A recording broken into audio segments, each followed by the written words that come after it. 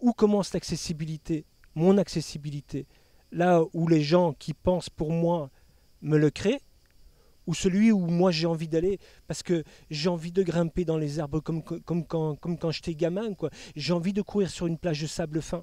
J'ai envie de ressentir le contact de la plante de mon pied avec ce sable chaud et de sentir ce sable qui me masse le pied, quoi. C'est un sentiment, c'est une émotion, c'est quelque chose de terrible. Et j'en rêve et c'est quelque chose que je ne peux plus vivre.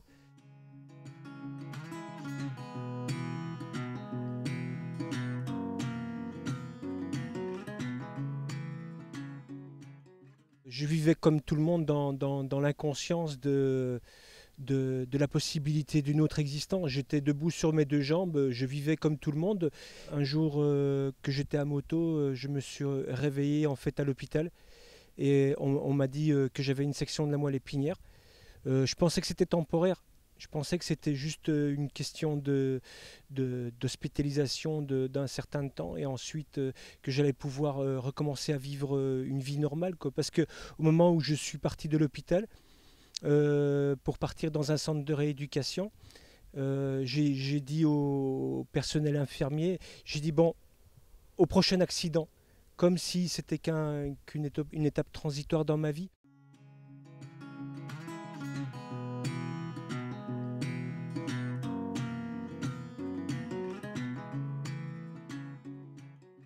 Pendant 25 ans, en fait, j'ai essayé de me reconstruire, de me donner une raison sociale d'exister.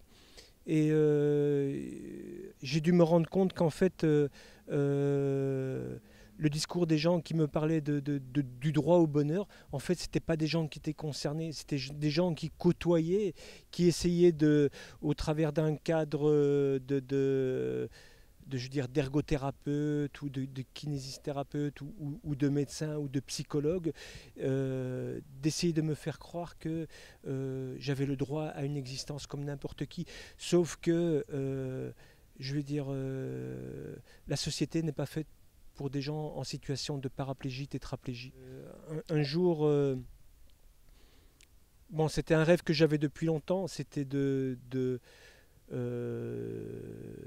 de relier un point à un autre pour pouvoir avoir le discours de quelqu'un qui était en situation de handicap. Quand j'ai démarré le Havre-Menton, bon, il y avait une préparation, il y avait une amélioration au niveau du matériel avec l'usage du carbone, que ce soit au niveau de l'appareillage ou au niveau des béquilles. Pour moi, ça a été un progrès énorme par rapport à ce qui se faisait au moment où j'ai débuté la marche pendulaire dans le centre de rééducation, donc il y a 30 ans, où c'était des appareils en aluminium avec des grosses bottines orthopédiques. J'ai quitté Le Havre le 10 août, le jour de mes 50 ans, sans vraiment bien trop savoir où j'allais, quoi, parce que, je veux dire, je contrôle que la moitié de mon corps, je n'ai aucune sensibilité au niveau des jambes et donc je n'avais aucun ressenti du sol, aucun contrôle des sphincters, que ce soit au niveau de la vessie ou au niveau des intestins. Je savais vraiment pas où j'allais puisque j'étais le premier au monde à essayer de tenter de faire ça.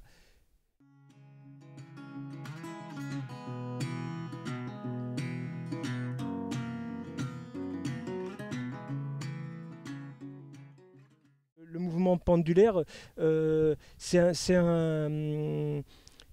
une marche qui a été développée par les Anglais.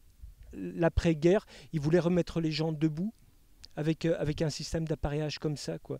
Et donc, les béquilles devant moi, on va dire à 30 cm, les deux béquilles devant moi, et je mets une impulsion, je me soulève, je contracte les abdos, et puis je vais jeter mes jambes le plus loin devant mes béquilles. Et donc, en fait, au moment où mes jambes elles atterrissent, je dois pouvoir pousser avec ce qui me reste de lombaire, pousser le corps en avant, le bassin en avant, pour essayer d'avoir un point d'équilibre et pour pouvoir relâcher les mains. Parce que la marche pendulaire, en fait, c'est un mouvement de travail quand je me soulève, de repos au moment où je passe les béquilles de l'arrière vers l'avant. Je bloque la jambe dans cet appareillage et en fait, j'ai un système de déverrouillage au niveau du genou hop, voilà. Et donc je peux m'asseoir avec l'appareil, quoi.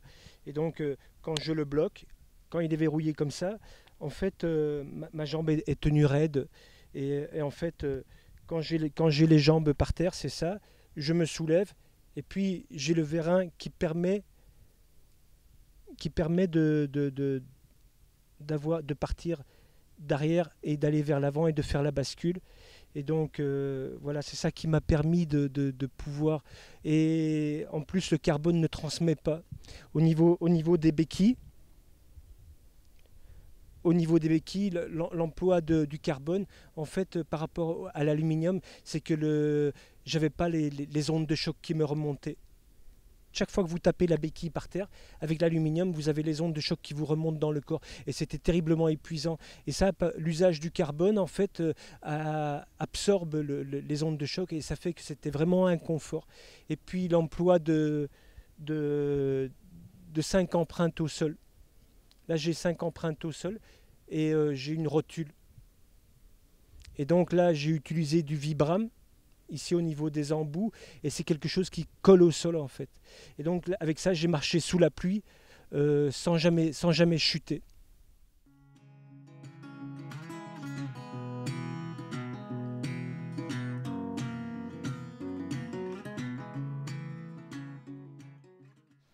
J'estime qu'il n'y a pas de limite. Le corps humain n'a pas de limite. La seule limite qu'on se donne, c'est la limite mentale et la limite douleur. Mais on peut dépasser ça maintenant. Maintenant, c'est une question de volonté. Joe a énormément de volonté. Le souci qu'il a, c'est que peut-être qu'il en a même trop à un moment et il se met en doute lui-même parce qu'il ne se repose pas, il y a l'état de fatigue qui joue.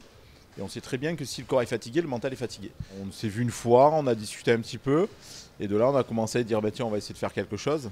Sans aller chercher à dire je fais un exploit, mais plus à essayer d'améliorer ce qu'il faisait actuellement à l'époque, c'est-à-dire une marche pendulaire. Et l'esprit, c'était d'améliorer simplement ça, sans objectif au départ, mais juste avoir une meilleure capacité physique pour essayer de se sentir mieux dans sa marche pendulaire. Et de là, après, petit à petit, il se sentait de mieux en mieux et il a voulu absolument faire le premier 1000 mètres au départ sur le stade de Menton. Et de là, on est passé sur les 1000 mètres de l'Herculis, Monaco. Et derrière les 1000 mètres de l'Herculis, il a eu le défi de lui-même de dire je voudrais traverser la France en diagonale, de partir du Havre, sa ville d'arrivée en France, à rejoindre Menton, sa ville de cœur. Donc voilà, ça s'est fait comme ça. Et après, ben là, du coup, on a eu des entraînements qui ont été beaucoup plus poussés sur la technique, sur la résistance musculaire, le cardio, sur le nombre de répétitions pour éviter les blessures. Donc tout ce qui est, on va dire, préventif avant d'arriver à partir et dire je pars comme ça et je le fais, quoi. Moi, je suis pour essayer de justement se rapprocher de ces personnes accidentées, pas spécialement handicapées, mais qui ont un membre atrophié dû à un accident grave, une immobilisation longue, etc. Et essayer plutôt de développer ce genre de personnes. La remise en forme, elle passe par là. Moi, la remise en forme, je l'estime sur des personnes qui ont des soucis de santé, qui ont des soucis physiques, plus que la personne qui fait de l'haltérophilie ou du sport à haut niveau. C'est du complément. Je fais préparateur physique, c'est améliorer la performance de l'athlète. Mais la performance de l'athlète, elle peut commencer à 0 pour une personne novice et être à un très haut niveau pour une personne qui est déjà techniquement supérieure.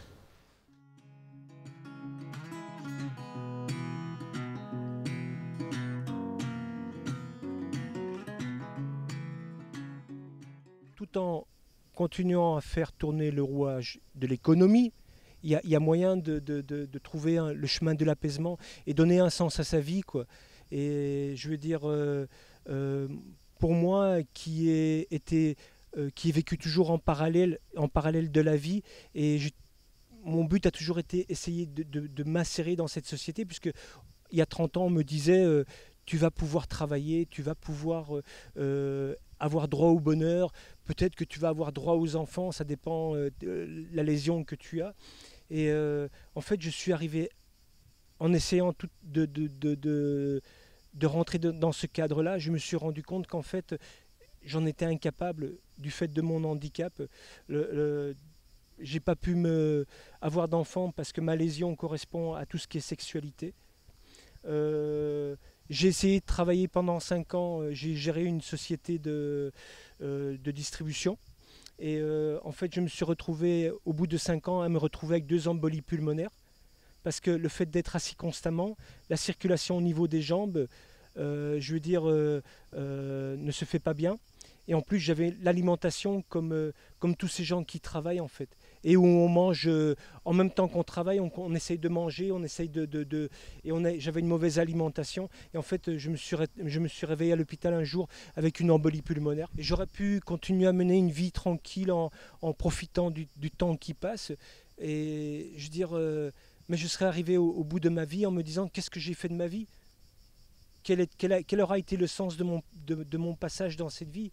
Et je me suis rendu compte qu'en fait, ok, comme la plupart des gens, j'aurais vécu pour acquérir des choses, j'aurais vécu pour avoir du bon temps, pour profiter, pour jouir de la vie, mais j'aurais rien donné à la vie en fait. La seule raison valable de ce passage dans cette vie, en fait, c'est d'essayer que les générations futures n'aient pas à vivre ce que j'ai vécu. Parce que humainement, c'est que de l'humiliation, c'est des privations. En fait, j'ai vécu ma vie comme quelqu'un qui est au cinéma. Et je veux dire, assis dans mon fauteuil, à regarder la vie passer, à imaginer, à fantasmer sur une vie qui m'était refusée en fait.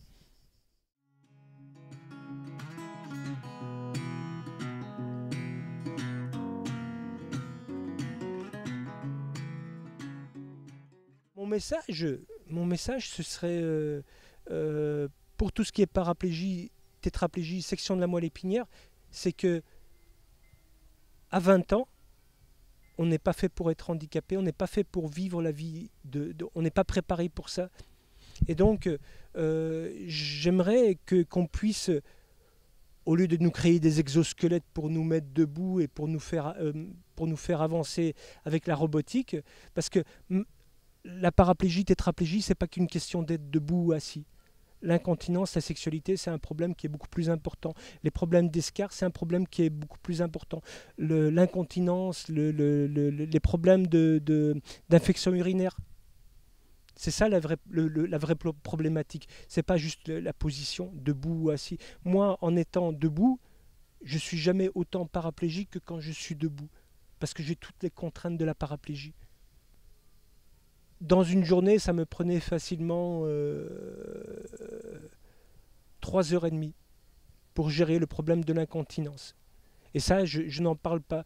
L'effort en lui-même, il prenait, on va dire, 2h30 le matin, 2h30 l'après-midi. Ça, je pouvais gérer. Mais l'incontinence, 3 heures par jour, je ne pouvais pas gérer. Et c'était au-delà de ce que entraînait l'incontinence. Il y avait tout l'impact psychologique que j'avais, parce que je vivais la hargne de ce que m'imposait cette incontinence.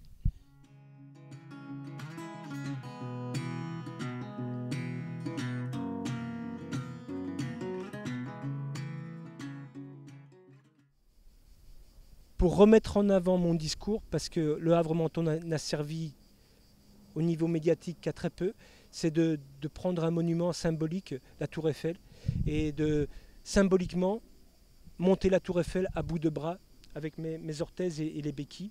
Et donc ça veut dire 1665 fois me soulever, avec une béquille qui va être 10 cm plus haut que ce que j'utilise, pour en fait me retrouver face à la marche et me soulever à la verticale et atterrir sur la marche, en sachant que sur la Tour Eiffel, il y a un bord, il y a un dépassement de la marche. Et donc, si je monte un peu, si je monte pas assez à la verticale, si je monte un peu en avant, mes pieds vont accrocher. Donc, le but du jeu, ça va être de me tenir dans le vide, à la verticale, d'avoir un contrôle total de mon buste et d'atterrir sur la marche. Et 1665 fois.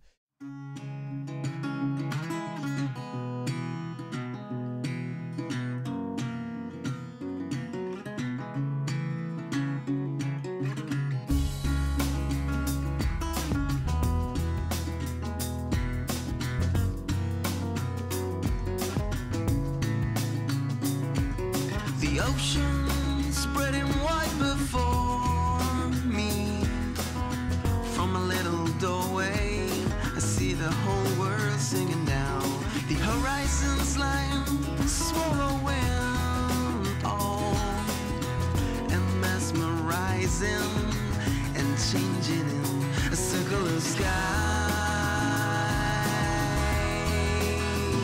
A circle of sea. A circle of sky.